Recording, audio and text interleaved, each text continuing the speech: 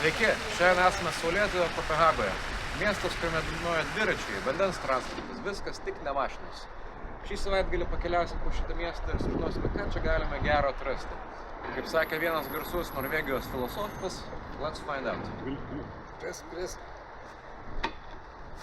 Negali stygti.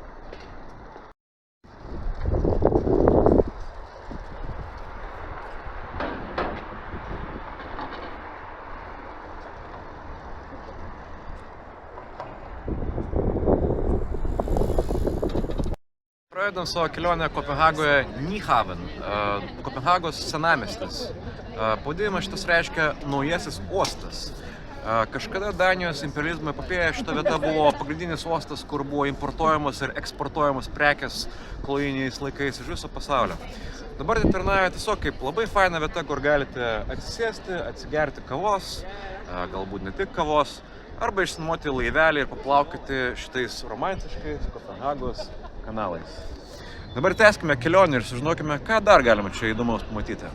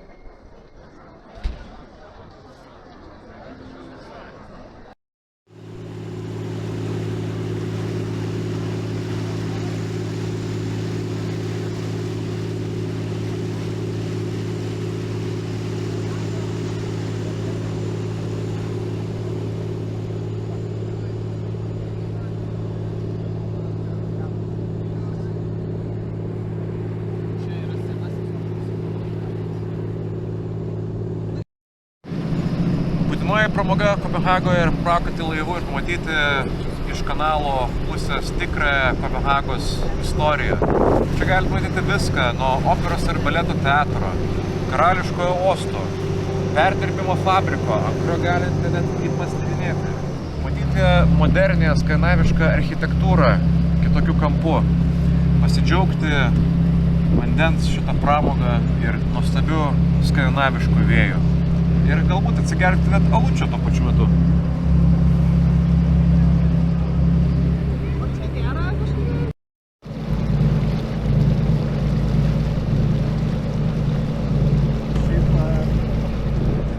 Kausbergo ar tai Tuborgo alaus gamykla yra vertas aplankyti Kopenhagoje. Čia yra karo muziejus. Dabar mes plaukiam pro Christianshavn. Seną darbininkų rajoną, kuriame anksčiau buvo naudojami kanalai ir laivai tam, kad darbininkus nuplukdyti iš vieno taško į kitą, ir taip gimė tokie turai kaip šis, kuriame mes esame čia. Čia netgi buvo vienas kalėjimas, kuris, jeigu jaučiatės labai adventurous, dabar galite jame apsistoti, nes ten dabar yra viešbutis. Christianshavn garsėja visiems žinomų rajonų Kristianija, kuris dėja visai neseniai uždarė savo pagrindinę gatvę Pusher Street dėl to, kad vietiniai žmonės nesusitaikė su amžinom mafijos kovom dėl to, kas pardavinės žolę. To pasekoje bankrutuoja visos kebabinės, kaip gaila. Nueisime ir sužinosime, kas ten iš tikrųjų vyksta šiandien. Au revoir.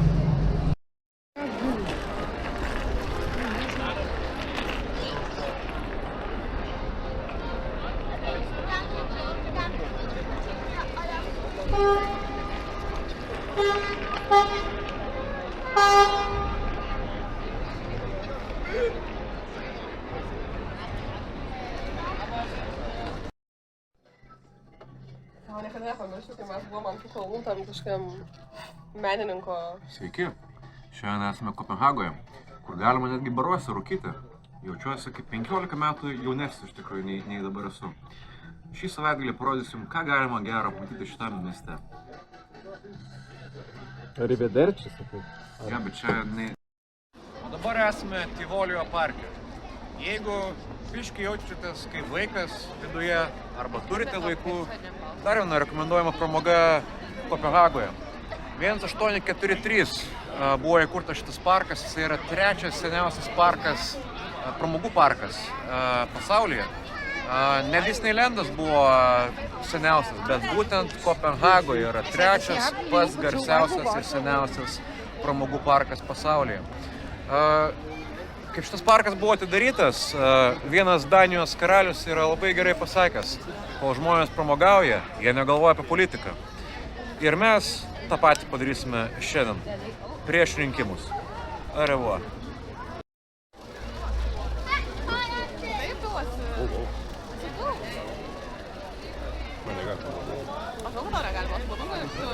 Negeri. Jo, labai skanu. Oh my god. Čia grinai kaip kažkoks šitas.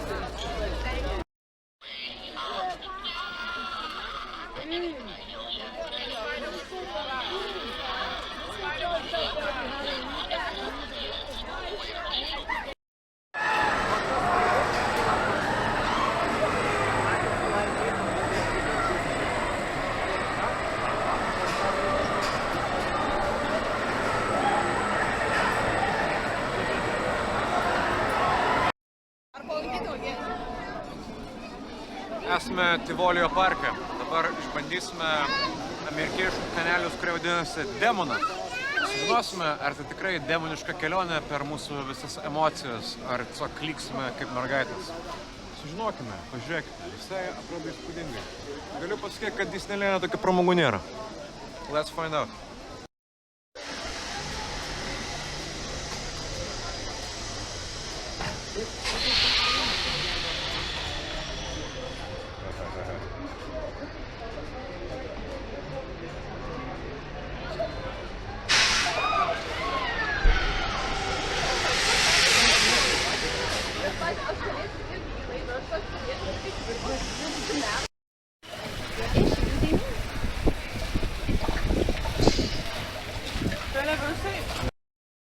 Sveiki, dabar esame Kopenhagoje Isteger gatvėje. Kuo jinai įžymi yra, jeigu nežinojote, iki 69 metų Europoje porno filmai buvo nelegalūs. Už tai tu galėdavai iš tikrųjų gauti baudų arba netgi kalėjimo. Danija garsėja kaip pirmoji šalis, kuri legalizavo porno filmus. Ir Isteger gatvė kuom yra įžymi, kad čia buvo visi kino teatrai, kur galėdavai pamatyti legaliai porno filmus nuo 69 metų. 69 metai skamba ne šiaip savo, kaip skaičius. Čia suvažiuodavo žmonės iš visos Europos tam, kad pasižiūrėti porno filmų. Įsivaizduojat? Tai va, o dabar šitą gatvę galbūt ne tom garsėja, iš tikrųjų net garsėja kitokiais dalykais galbūt, kurie vis dar nėra legalūs. Sutikime. Au revoir.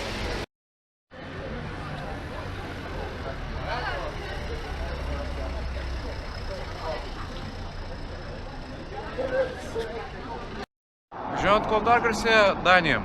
Matote už manęs šitus balionus, kurie atrodo yra kažkokiam garaže. Kaip jūs galvojate, kas tai yra? Galbūt tai klubas, galbūt tai vaikų aikštelė. Bet iš tikrųjų ne, tai yra suaugusių žmonių aikštelė. Žmonės Danijoje, būtent šitoje vietoje, kur matote šitus balionus, gali ateiti legaliai susileisti heroiną į veną. Ir po to savo ramiai praleisti ir pačilinti. Ar jūs įsivaizduojate, kad tai yra įmanoma? Aurelijus Veryga tikrai šitam dalykui nepritartų Lietuvoje. Gal ir gerai. Ateikite sekmadienį į rinkimus.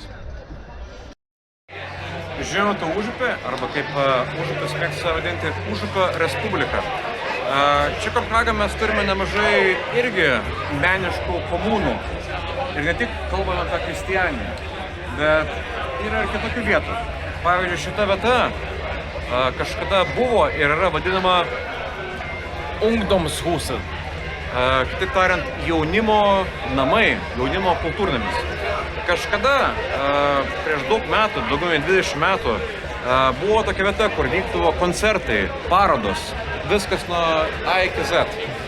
Bankininkai norėjo tą vietą pasimti savo ir ją nugriauti.